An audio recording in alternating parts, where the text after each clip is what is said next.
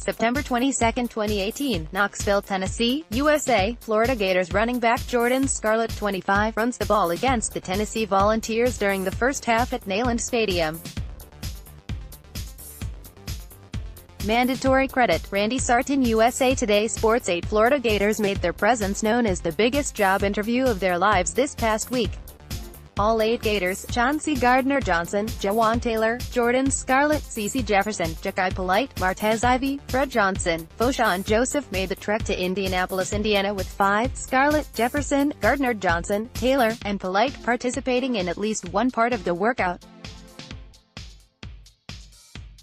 As is the case with the Combine, you can only glean so much from the on-field workout portion, as a majority of what scouts learn about prospects happens behind the room, so instead of trying to piece together numbers and trying to derive information from incomplete information, we sat down with Trevor Sikkema of the Draft Network, who was in Indy for the Combine, to get his thoughts. DT, who stood the most to gain by a good Combine? TS, I felt like either Jachai Polite or Vosean Joseph had the most to gain. Had Polite shown up and impressed with his athletic testing, it likely would have vaulted him in the top 15. And as for Joseph, this linebacker class is not very deep, so him standing out in any way would have helped him be a priority guy on day 2, rounds 2 to 3. DT, okay, first question, who disappointed? I think I know the answer. TS, Jachai Polite, big time. His interview at the media station was about as odd of an interview as I can remember. Then afterwards it came out that his interviews with teams didn't go much better. On top of all that, he showed up overweight at 258 pounds, which didn't look good on his frame, and his athletic testing was very bad. Disappointing weekend all around for Polite. DT, so how bad did he hurt his stock? TS, I think Polite hurt his stock big time. He was considered to be an easy first-round prospect by most, but now doesn't seem to be a first-round pick at all. Some teams are going to have him completely off their boards, I bet. He needs a good system around him. Not just schematically, but coaches, players and mentors, too. If he can figure himself out, he can still be one heck of a football player at the next level. DT, who surprised you the most? TS, I guess my answer here is Jordan Scarlett, although I shouldn't have been too surprised. We've watched Scarlett be a powerful yet athletic back for a few years in college football, but with him never having a permanent starting role, I just didn't know how he'd stack up against the rest of the guys in the class. He stacked up very well. DT, okay. So where does he go during the draft in April? TS, running backs are always so tough to gauge on where they go because you never know where the league, as a whole, is going to start taking them. It's a decent running back class, but I'll still say Scarlett goes early day 3, rounds 4 or 5. DT, back to the first question.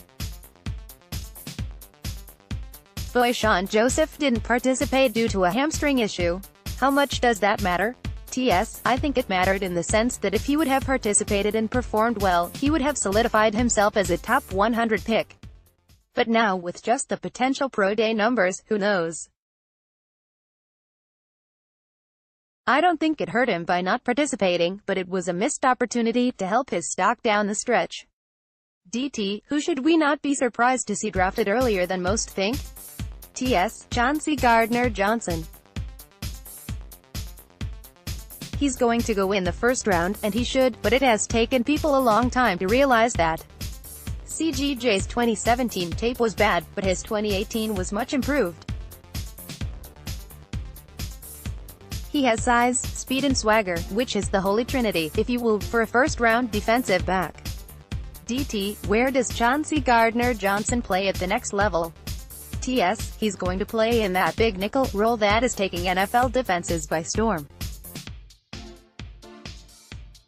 It's a role that has a combination of strong safety and nickel cornerback. In coverage, he'll be used in man to neutralize tight ends in the slot as well as running backs as receivers out of the backfield. And he'll also be used near the box in run support. DT, Jawaan Taylor has catapulted up the draft boards, you a believer or no? TS, absolutely. It's funny because people at the Draft Network consider me to be the resident Florida guy since I watch every game, and yet Taylor was a stud all year long right under my nose and it never stuck out like it should have. After I went back and re-watched the tape, focusing on just him, he's the best pass protector in the draft, and he deserves to be the first offensive tackle off the board. DT, in Indianapolis, what is the talk around the Gators program? TS, all of the talk around the Gators program seemed to be positive in Indianapolis, and that can be attributed to Dan Mullen. Almost everyone I spoke to about the Florida program brought his name up and talked about how impressed they were with the turnaround and where he has the program going. DT, other Dan Mullen guys, Sweat and other MSU players, had seemingly great combines. What does the NFL think of Dan Mullen, the coach and player developer? TS, Mullen is clearly on the NFL's radar. He's one of the best in the country when it comes to developing future talent. He has an eye for recruiting and then has a staff and a philosophy to develop these players beyond how good or how athletic they were in high school.